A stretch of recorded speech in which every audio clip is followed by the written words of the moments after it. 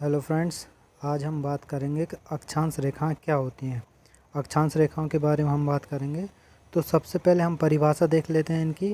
पृथ्वी के केंद्र से किसी भी स्थान की मापी गई कोणीय दूरी को अक्षांश कहते हैं और इन पर खींची गई रेखाओं को अक्षांश रेखा कहते हैं। तो पृथ्वी के केंद्र पर अगर हम बात करें, ये देखिए ये पृथ्वी का केंद्र है।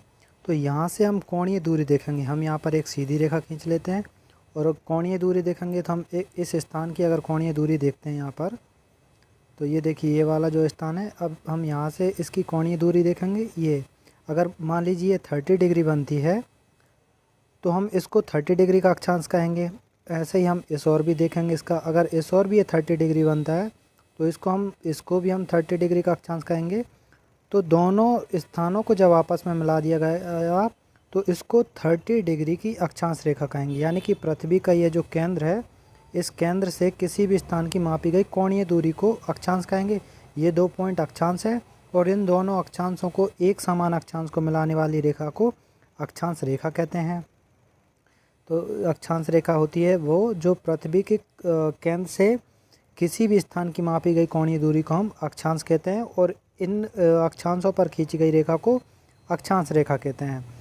पृथ्वी के केंद्र पर खींची गई पृथ्वी के केंद्र पर जो रेखा खींची जाती है उसको विषुवत रेखा कहते हैं। ये देखिए इसमें जो पृथ्वी का केंद्र है ये वाला, इस पर जो रेखा खींची जाती है अक्षांश रेखा, ये भी एक अक्षांश रेखा है। इसको विषुवत रेखा कहते हैं। इसको 0 डिग्री की अक्षांश रेखा भी कहते हैं। विषुवत रेखा के समांतर में खींची गई रेखाएं अक्षांश रेखाएं या समांतर रेखाएं कहलाती हैं।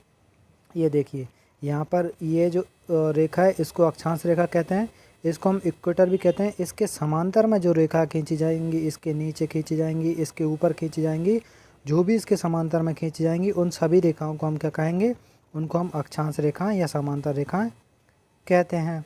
और प्रत्येक अक्षांश रेखा के बीच में 111 किलोमीटर का अंतर होता है। ये जो अक्षांश रेखा हैं यहाँ पर, ये एक अक्षांश रेखा है, फिर उसके नीचे ये है, फिर उसके नीचे ये, इन सभी के बीच में 111 किलोमीटर का अंतर होता है। अक्षांश रेखाओं को फाई द्वारा दर्शाया जाता है। ये जो फाई होता है इससे भी अक्षांश रेखाओं को दर्शाया जाता है। और पृथ्वी पर 181 रेखाएं और 179 वृत्त होते हैं। पृथ्वी का जो ये देखिए हम देखेंगे ना, यहाँ पर पृथ्वी पर अगर रेखाओं की बात करेंगे तो 181 रेखाएं होती है और पृथ्वी के जो ध्रुव होते हैं उन पर छोटे से पॉइंट मान लिए जाते हैं, इसलिए उनको हम रेखा ना कहकर केवल वृत्त कहते हैं। तो पृथ्वी पर जो है 181 रेखाएं होती हैं और 179 यहाँ पर वृत्त होते हैं। विषुवत रेखा को 0 डिग्री की अक्षांश रेखा या भूमध्य रेखा भी कहते हैं। विषुवत रेखा हमने देखा, पृथ्वी के केंद्र से जो रेखा निकल के जाती है, जो अक्षांश रेखा निकल के जाती है उसको हम विषुवत रेखा भी कहते हैं। उसी को 0 डिग्री की अक्षांश रेखा और भूमध्य रेखा भी कहते हैं। और ये रेखा पृथ्वी को 2 बराबर भागों में बांटती है, जिसके उत्तर का भाग उत्तरी गोलार्ध और दक्षिण का भाग दक्षिणी गोलार्ध कहलाता है। जैसे कि ये जो पृथ्वी है हमारी, इस पर से जो रेखा निकल के जाती है, इसके बिल्कुल केंद्र से होकर जो रेखा गुजर रही है, ये वाली जो रेखा है, ये पृथ्वी को 2 भागों में बांटती है। ये इसके उत्तर का भाग है जिसको हम उत्तरी गोलार्ध कहेंगे और ये दक्षिण का भाग है जिसको हम दक्षिणी गोलार्ध कहते हैं। और ये जो भूमध्य रेखा है, भूमध्य रेखा को महान व्रत रेखा भी कहते हैं। इसकी लंबाई 40,096 किलोमीटर होती है। ये रेखा विश्व के 13 देशों से गुजरती है। ये जो भूमध्य रेखा है इसकी कुल लंबाई होती है 40,096 किलोमीटर और ये पृथ्वी को 2 बराबर भागों में बांटती है और ये विश्व के 13 देशों से गुजरती है। तो हमने फ्रेंड्स इस वीडियो में देखा कि अक्षांश रेखा क्या होती है, हम समझ चुके हैं अक्षांश रेखाएं।